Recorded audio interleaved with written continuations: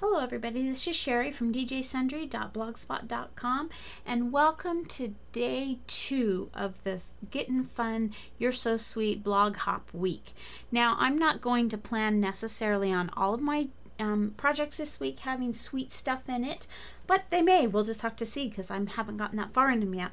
But again, I'm using the same set of stamps. I'm using the coffee and tea for you and me, which is this set, and today I'm doing a birthday bag, and I'm going to be using Have a Birthday from this set, and then this is the image set that goes along with that, and I'm using this cupcake right here, and I'm using the word sweet from that, and then on this set I'm using the word sweet thing, and I think that's the only one from this one. So let's get started. Now, despite the fact that, once again, I'm using coffee and tea for you and me, I'm not doing coffee and I'm not doing tea, and actually this time I'm not even doing chocolate, but I am doing something fun. So let's get started with it. Now, I had decided I was going to do this bag for someone who doesn't like coffee or tea, and this is just a craft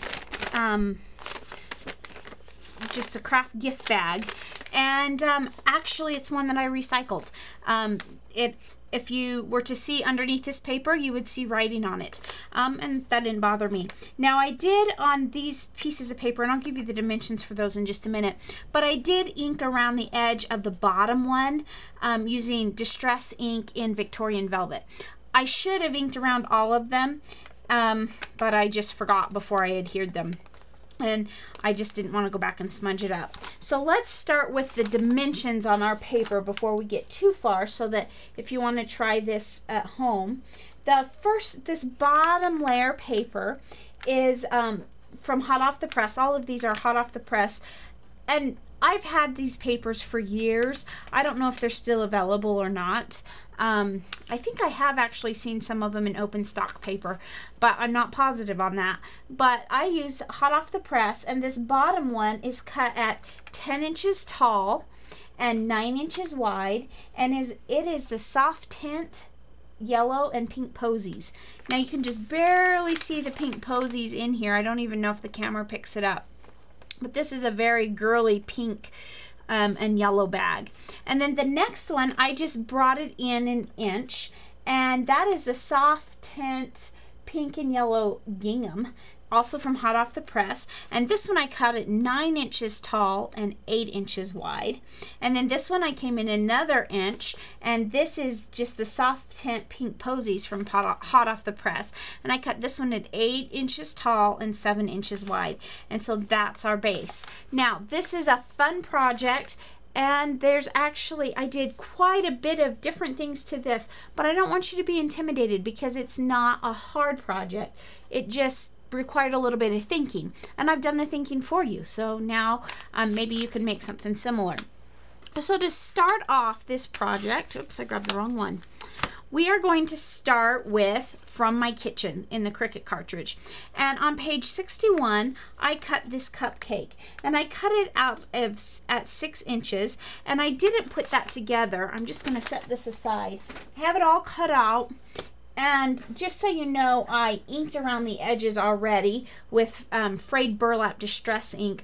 Now, I didn't ink around all of the edges, just the ones that would show.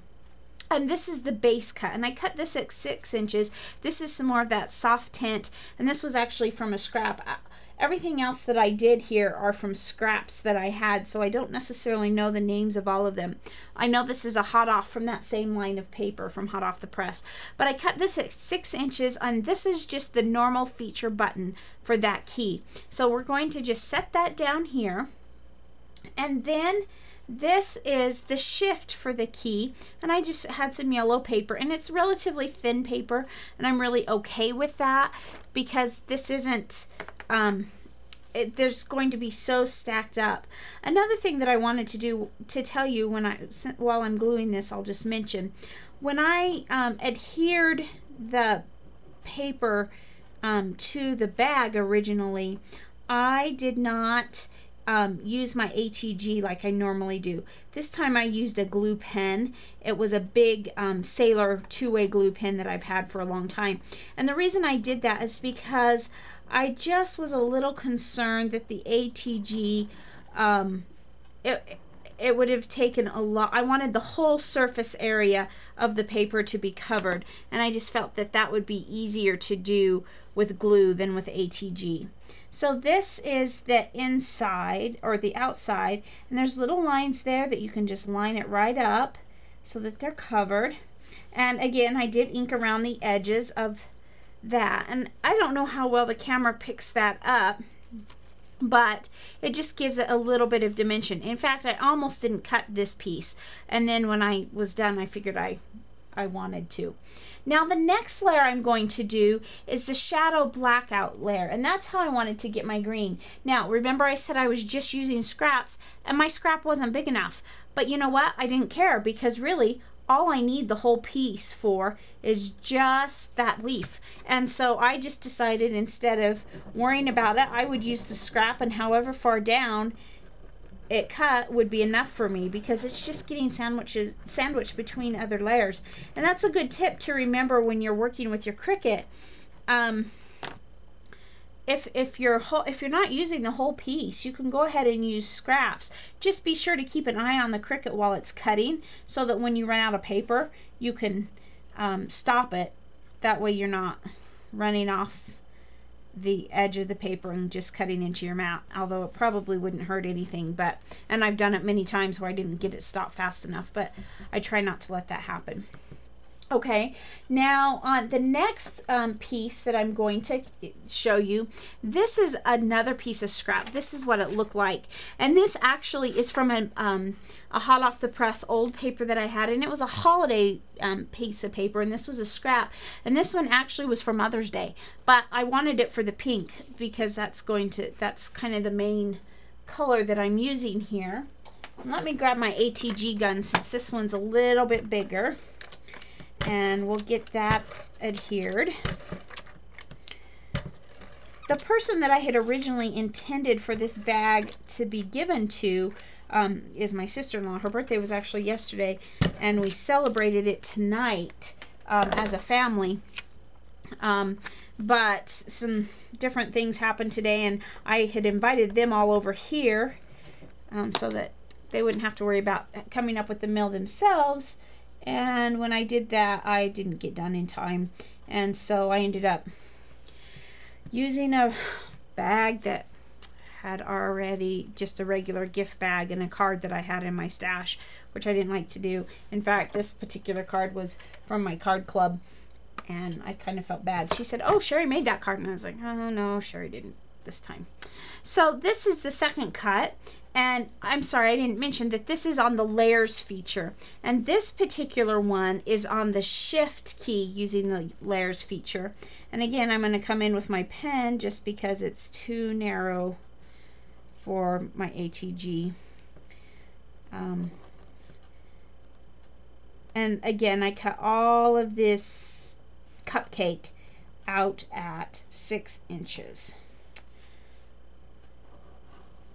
And as much as I like these little cupcakes and all these little intricate cuts, sometimes they're a little tedious when you're trying to put everything together.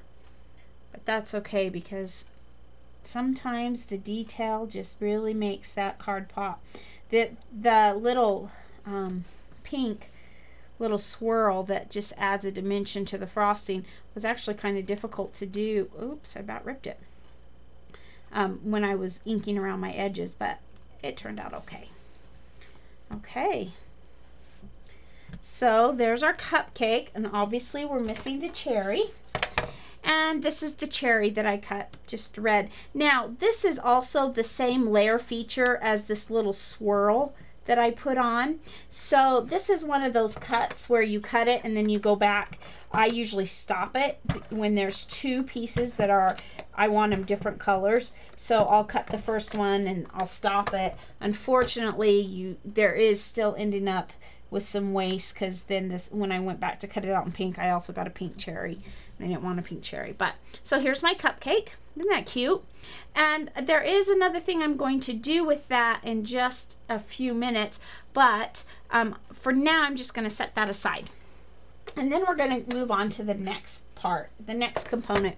I went to, let's set this aside, I went to Stand and Salute, which is, I know, a 4th of July military type cartridge, but I wanted this banner. So I used the banner 3 in the shift key, and I used the shadow feature, and then I used the regular banner feature here.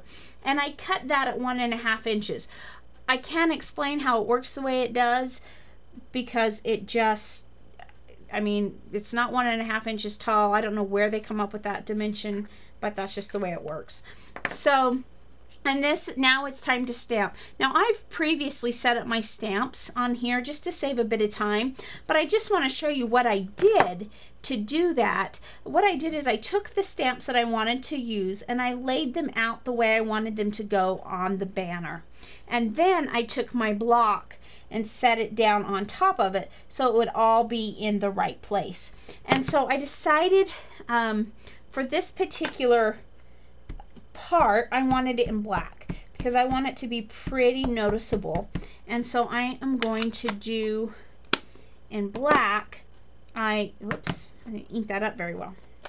I'm going to stamp my image, and remember, these are mix and match sets, and I could mix from other stamp sets as well that have some of the same words, like sweet is on a different stamp set, and that would give it a different font to play with, and you can mix and match your fonts. But remember, this week we're trying to stick with just one set of stamps, or in my case 3, and so I didn't want to mix and match, but that is an option that you have with crystal stamps because they go so nicely together. So this says, all mixed up, have a sweet birthday. So looks like I could have come over a little bit, but I think it's so pretty. And also I did ink around both the pink and the tan colored before I adhered them to each other, just so that I could have a little bit of break from that straight pink there. And then I just wanted, it just seems so nice when you add distress. It just adds that little extra pump.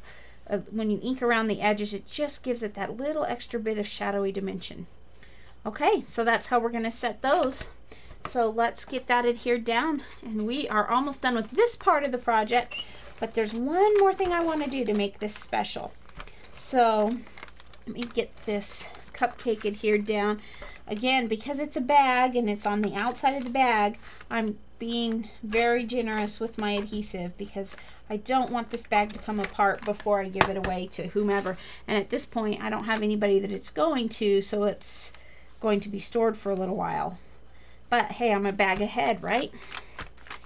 All right, have a sweet birthday. You know, I like to save bags and recycle them, and I've always done that as long as they were in good shape.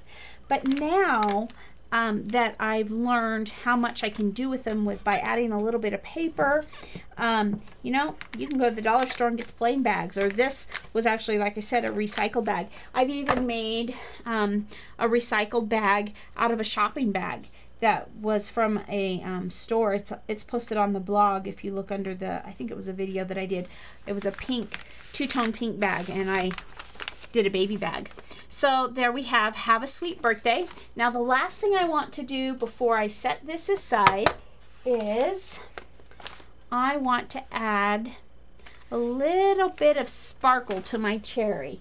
And I have this glitter glue, and I don't know who it's by or even what color it is. It looks pink to me in the bottle, but I tried it on some red before I did the video, and I like the way it turned out.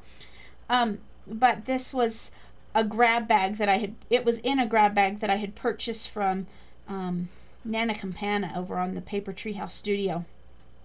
And I'll tell you what, that was a grab bag full of scrappy yumminess, but I thought this would be pretty just to add that little bit of extra dimension to my bag. So there we have a sweet birthday.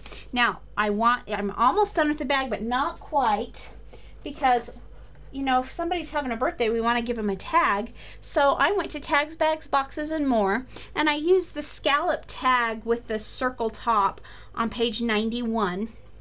And I cut it twice. I cut it the first time in this tan cardstock paper, and then the second time I did the same posy paper. And that's just so that the back is more finished. And I just distressed around that in frayed burlap, and I'm going to leave that. Then on the front, I distressed around it in frayed burlap, but then I also distressed around it in Victorian velvet distress ink as well. And this is going to be a very simple tag that I did. Let's stamp first. I used from the, I think it's the, let me check just one second. Yes, from the little tag along, that's the one I'm giving away this week. I used the stamp that says Sweet Thing. And I tested it, and I thought about doing it in the Victorian velvet just because it would be pretty, but it just wasn't bold enough for me. And so I could do this in the burlap distress too, but I decided I'm just going to keep my stamping in black for my sayings, and I'm just going to stamp that right up in the top corner where it says Sweet Thing. And then I know it looks like we're done, but there's a couple more steps to do here just to add a little bit of extra dimension. If you remember, I said I'm also using the cupcake. Well, this is where the cupcake goes. And I've actually already started this. And I just want to tell you what I did. I haven't done a lot of paper piecing, but I thought this begs for paper piecing. I used the same pink paper, a scrap of the same pink paper that I used on the pink icing on the cupcake. It's got little white swirls in it. I don't know how well you can see it. But I stamped the cupcake from the set with Victorian velvet on the pink. And then I went back on a piece of the tan paper that I used in the banner, and it's similar to this, only this is a little sturdier. I stamped it again with black, and then I very carefully cut around both of them, but on the bottom part I just cut off all that yummy frosting so that all that showed was the cupcake wrapper. And I did that in black because I want it to stand out against the same colored card, and we're just going to layer these. Now I know that's maybe not considered true paper piecing. I mean, it really wasn't difficult, although it did take a little time to cut it out, but doesn't that look pretty? And it looks like a punched image or something like that, and all it was a stamp from the same stamp set. So I'm going to just put that down in this corner just like that. And then I have some pink ribbon here that I've had from my stash. It's from Gifts International, and I'll just cut off a piece of that and run that through here. And then I have a gift bag, as soon as it's dry anyway, that will be all ready next time I have obviously a girl or a lady or something that I want to do a little gift bag for. So let me get this tied on here, and you can see just how it turned out. I just about dipped that right in that wet glitter glue. And there we go. A little gift bag that says Sweet Thing and have a sweet birthday. So thanks for watching. Maybe sometime this week we will get out actually a coffee project. Let's just keep checking, and I'll see you tomorrow. Have a great day.